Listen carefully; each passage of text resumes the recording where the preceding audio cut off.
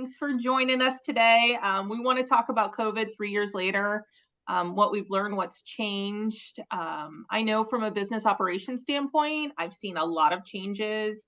Of course, on my end, a lot of that, was financial changes, with shutdowns, operating at a reduced capacity, decreased revenue, trying to keep employees safe. What have you guys seen as far as small businesses are concerned and HR? What are I some think, impacts? oh, sorry. I was just going to say, first of all, 3 years. 3 years. Like, in general, I cannot believe that 3 years of time has passed by in this 3 years of time, if that makes sense. It doesn't feel like it's been 3 years, but like when you think back at 2020, you're like, oh, it seems like yesterday, but it was 3 years ago. Like this time, 3 years ago, it was still new-ish. Yeah. It feels like a year ago. It truly does. It does. Yeah. And I think that to connect that, there was pre, during, and post. And hopefully, and this is probably debatable to some extent, hopefully we're in the post. But if we wanted to speak to what had to change during, because who knows if this were ever to become a thing again. I know as an organization on behalf of our clients, daily we were looking for law updates. I was renewing and revamping policies specific to this infectious disease weekly. Masks, no masks, on site. I mean, we had alerts, Deanna. I know you had alerts set up. We were we maybe had outside counsel that was helping us speak to it. We were sharing resources with outside entities. I mean, in the heat of it, every day, even as on a personal level, was completely and utterly different. I was so busy from a work perspective during that time period, even though my clients weren't quite as busy.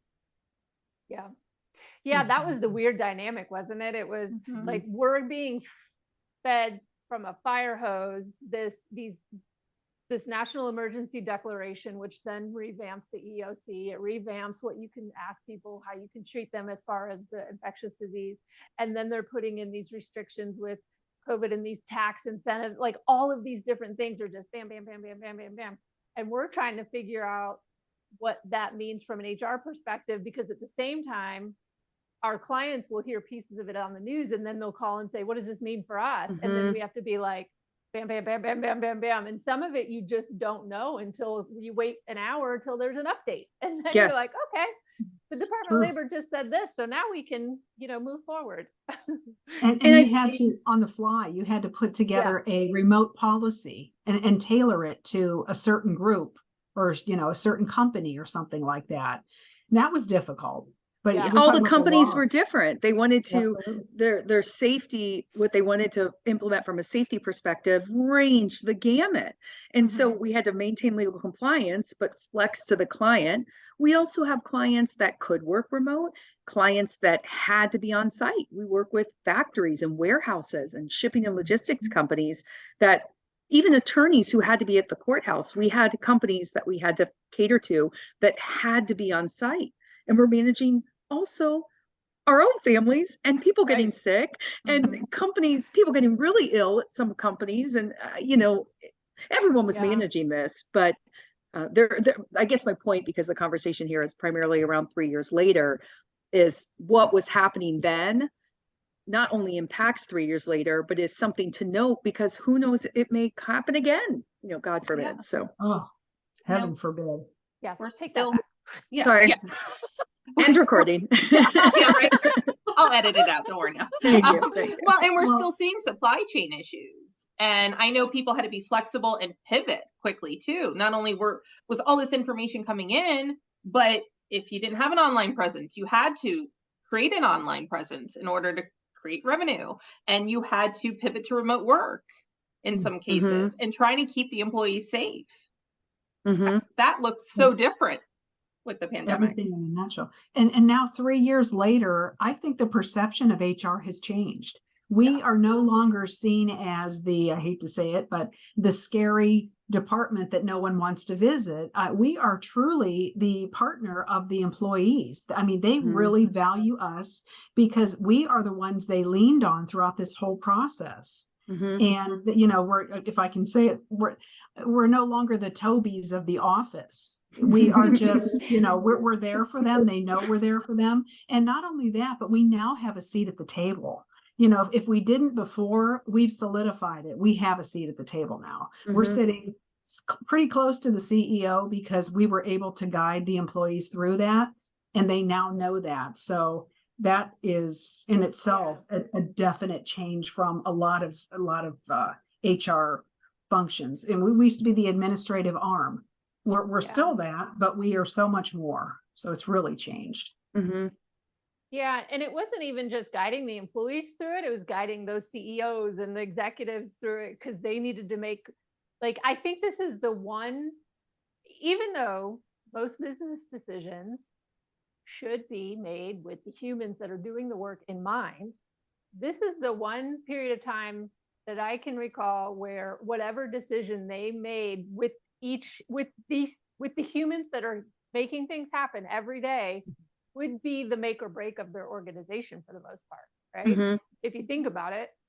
I mean, and the way that we supported our clients kind of went in waves. At first it was, what is this and what's happening? And how do we work remotely, or how do we work on site, or how do we hybrid? And then we went to the wave of what's the difference between a layoff and a termination and a furlough. And then it was, how do we prepare for downtime, and how, it just was interesting, all these different waves. So it was a mix of, here employee, this happened to you, here are the resources available, but at the same time, business owner person, this is significant for the longevity of the organization's well-being, and ultimately for the employees. So, and I also think the last wave of that involved things that will now be the case going forward. Yeah. Right. So that last wave was creating policies and procedures. Once the dust had settled a bit, now what? And to list a couple things, now we're making policies and procedures really catered to work remote, which sounds easy, but that involves dress code when you work remote. That involves your work environment when you work remote. Whether or not Zoom screen. What is in your Zoom screen, because I can see something that's going to bother me. It involves, what are your expectations for on camera versus off camera? Background noise, all of that. It involves attendance. What is your expectation to be readily available at 8 a.m.? So I think in general too, it impacted, every handbook now we craft now has an infectious disease policy. Would I have ever thought I would be writing and speaking to an infectious disease policy? Never. And so we've had to revamp every handbook. We've had to make independent one-off policies, and people never cease to amaze me when they do something where I'm like, well, I never thought that would be the case. New policy. They managed to create scenarios that we couldn't have foreseen, that we now have to craft a policy around to create some consistency and legal compliance. Exactly. And so you had to put on the health hat. Instead of we wear a lot of hats, but that was definitely one that we never, like you said, Shannon, ever thought we'd have to put on. My goodness. And I think Meghan had brought this up as well. And Deanna, I'm sure you can speak to this even more as a business owner, but in regards to the health hat, mental health and wellness. So we had to create policies, but then we also had to be cognizant of the actual people. And Denise, this connects more to us being partners to the employee as well. But I mean, I guess Deanna, kind of as a business owner, because you had to be cognizant of that for your employees, for us. Yeah, that part for sure was, okay, so we're helping. And I think we had, as a team, a discussion about this. I was like, we can't be naive to the fact that this isn't going to impact our business also, because we're working with our clients through furloughs and layoffs and separations, which means they have less employees, which means they don't have an HR need, or, whatever the case may be. And so we also had to prepare. I was very concerned that, the impact that it was going to have. on us as an organization, and luckily we sustained and we maintained, and there were periods of time I think that we really didn't have much to do, but we were still here and around, and we were able to maintain everything. Certainly not based off of the plans that we had made going into that year, but whatever, we came out of it. But it was very difficult to think about how that could not only impact the business, but the thought of having to say to any one individual, we need to do a layoff, or we like, it's a hard decision, and a lot of our clients did not take that lightly. I mean, they worked with us for a really long time before they made those decisions for themselves. And then again, for me, luckily we didn't have to do that, but it's something that I was regularly keeping an eye on, just in case. So Yeah, and Meghan, oh, go ahead, Shannon. well, I was just going to talk about, because from an operations standpoint, because I think you have to come to the table with a lot of ideas around this, is employee mental health. So employee assistant programs, what can you offer? Because you kind of led the charge, I think, with some of that internally, maybe. Yeah, the EAP was huge. I mean, it's definitely an affordable way to offer support to employees. So that was huge. And I think just having that availability, and we have a lot of internal communications like Slack and so on, jumping on a Zoom call, jumping on a Teams call, whatever you're comfortable with, and just checking in with people. If we knew somebody was sick, had a sick member in their household, what do you need? Rather than being like, what can I do? What do you need from me right now? What do you need? Do you need time? Do you need space? Do you need me to take something off your plate? Happy to do that. We also had fringe benefits, and that's, a nice way they could DoorDash at no cost to them. That was something our company offered. And that was nice. If somebody wasn't feeling well, they didn't have to worry about dinner for the family. So. And you created things like the coffee break, because we've talked about just employee engagement. Megan, you had posed that question at one point about employee engagement. So we had to create spaces where we were talking about things aside from work, like we would be if we were in an office. Because the irony is that people leave jobs that don't allow for remote work, but then go into a job search only wanting remote work. They feel disengaged because they're at home, but they do not want to not be at home. So it's creating a space where you get to experience as if you're in the workspace in a moment, occasionally, but then you still don't have to commute and you're able to be productive from home.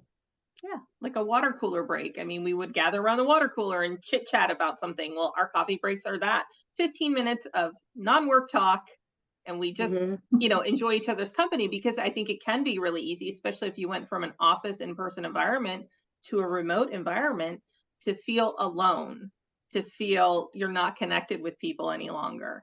And I think in some cases too, it was scary. Like, I can't go out into the world right now. It's too dangerous. So having that connection with people was important. And I've talked to people that say that they never ever thought they'd feel engaged working from home. Whereas if you were in an office setting, you'd have to go walk out of your office to go talk to someone else. Now we're just a huddle or a chat or or a Zoom call away. So we're kind of in touch more now than we were before. And I think I shouldn't say it took this to realize that, but I think everyone has noticed that there's much more congruency to this whole situation. And I think it's all for the better. I think it's really changed overall globally. We've changed, everything has changed, and I don't ever see us going back. I really don't think it's going to happen. Let's hope not. Well, we've met each other's pets. We've heard each other's dogs bark. You've seen children periodically wander. Like, you would never have met my dog if we weren't in this scenario. So you know something new about me. You see Gus. And all that stuff is a-okay to, because we're in, people's homes. But I think, one of the things that the whole pandemic alone, even outside of all the political and the social unrests that were happening all at the same time, if we're just looking at the pandemic, it really showed how antiquated a lot of the workplace policies and the structure and the thought. It's just one of those things that people just settled into, and you're almost conditioned to go through these motions because this is the workplace and this is what you do. And that's why they have funny shows about it, because it's true. And so there was this huge light shown on how antiquated a lot of it was. And so now, 3 years later, that's what people have come to expect because they've experienced that it's possible. And I always equate it to, like, if you had a flip phone and then you were given a smartphone and then forced to go back to a flip phone, nobody would choose to do that. Mm-hmm. So Yeah. why would we choose to keep wanting to go back to, pre-2020? It literally makes no sense because that doesn't exist anymore. What exists is what's happening now and going forward. So, like, settle in and make the best of it. I will say one thing that is a struggle for myself and all of our clients, and even us internally, that this is not necessarily caused, but recruiting. I mean, recruiting is so difficult. And a lot of it has nothing to do with this, or it has things that have nothing to do with this, but it is a struggle. Yeah, it is. Because, now there are expectations of organizations that weren't expected, things that people expect things of companies that they didn't expect before, or if they did expect it, it wasn't, common for that to happen. And so there is much more of a focus on who the organization is, what they stand for, versus what is the work that I'm going to do. It's both, so it does to the good. I think it's good. People should be picky about where they choose to go and spend the majority of their time. So challenge employers to be better if that needed to be the case, or have better creative benefits offerings. But Denise, I know we both inevitably do some recruiting. And I think the interesting thing is, and I say this to candidates, normally I would say, walk me through your resume. And I would say, oh, why was there a hole there? What happened? There is holes now I never even ask about 2020 to 2022, because then I feel bad because that hole is there to stay. Right. The audacity of me saying, why weren't you working during that time? Yeah. I can tell you a million reasons. Oh. And you say that, it's here to stay. It is. And I mean, you look back and it was the end of 2021 when they had I even don't want to say it, but the Great Resignation, where everybody was leaving their jobs because they either didn't like what they were doing. Maybe it was too antiquated, Deanna, or they wanted to stay at home with their families because they realized I can do this. I can manage working, and I can also manage my kids, at least if they're out of the room. But, I read an article and I thought it was it made so much sense. It was, instead of calling it the Great Resignation, all these years later, we should call it the Great Recognition. And what they said was that recognition that poor treatment leads to high turnover, recognition that highly engaged employees are less likely to leave, but most importantly, that employee retention is not just an HR function, that it starts from the top, and the leadership should be leading, not just human resources. So I thought that was such a great article that I read. Yeah. And let me be clear, we didn't know when to stay home with our families. Some of us just had to stay home with our families. Some of us did not think they could do it with their kids, but they had no choice. So Exactly. There's a mix of want and had to. Exactly. People need a break. Yeah. Perfect. Yeah. It's interesting though, from a business owner's perspective too, like you have to, I know we kind of just said this, but you can't run your business the same way that you did pre-2020 unless it was aligned with how you're, but few and far between was that happening. It was like an anomaly. If it always made the news if there was a great CEO somewhere who was doing what you should be doing. That was always, that was weird to me. Like, that's abnormal, and that makes the news when somebody's treating people as humans with respect and providing them safe work environments. Like, so anyway, definitely as a business owner, you have to have more of an open mind. You have to have more of an understanding of individuals on your teams. And like you can't approach business the same way you did before. I mean, you certainly can, but you're not going to have the results that you could or you should if you do it that way. Because we all know we have some clients who clung on to pre-2020, and they forced themselves back there, and they're the ones that are having the most trouble. Like Shannon said, recruiting, retention, they're having the biggest struggles right now. Right. Yeah. And they will continue to if they don't change. I think they're going to have to realize that's the reason. They can't blame it on, it's just that there's not enough people out in the workforce or something. It's clearly, you need to take responsibility that it is you need to change. Yeah. I also think you have to acknowledge the fact that even if there's some clients who can't change to some extent, so they need to get creative. We do have clients that have to be on site, and there is really no way around it for a warehouse or a shipping and logistics company. So we have to also think of other ways to be creative, even though, remote work isn't an option. Right. Exactly. Yeah. I think it did force us to think differently, and hopefully that'll continue. Like Deanna said, doing the right thing shouldn't make the news. It should just be the norm. That's exactly right. Yep. All right. Well, any last thoughts or? Well, if there's anything I've learned is one of the most important things I've learned is how important it is to communicate, because throughout this whole pandemic, there was uncertainty and fear. And with being able to communicate with your employees and even with the upper level management communicating downward, employees felt more safe. They had they knew where they were going. They knew that you basically had their backs when it came to, what was going to happen or what you could do within your means, of course.